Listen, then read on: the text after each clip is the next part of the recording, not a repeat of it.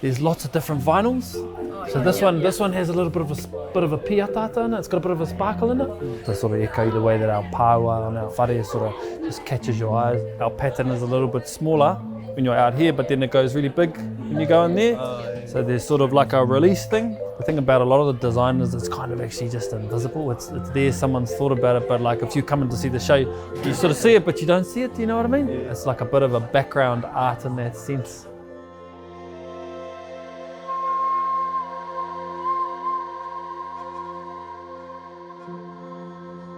Ko kōpū kairoa te maunga, ko waitao te awa, ko mātātua te waka, ko Ngāti Pūkenga, ko ngā te rangi ngā iwi, ko te whetū o te rangi, ko tahu whakatiki ngā marae, ko Tyrone Ohia toku ingoa. Kia ora.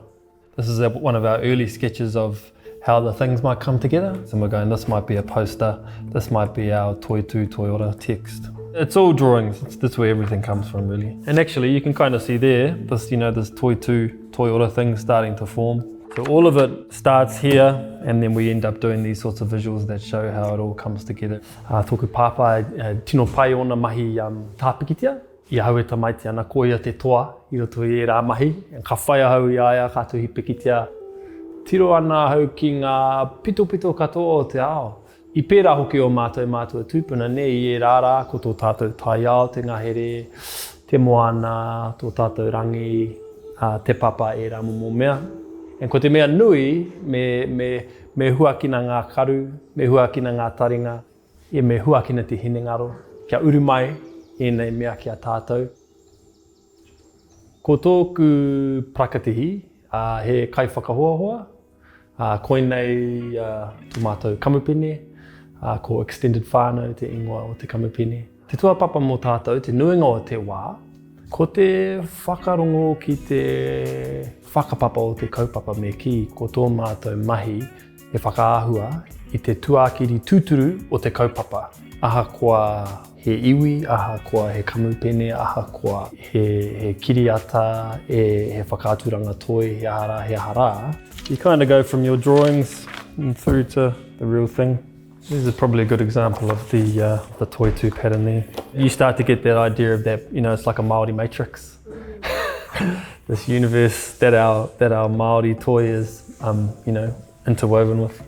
And te ao and te pō in these different dynamic sizes because it's always changing. E ori te tērā ki ngā mahi o mātua tūpuna, koa me nai mahi whakairo ana e hanga ana I tētahi taiaha, I tētahi whare, I tētahi whāreki, he ahara.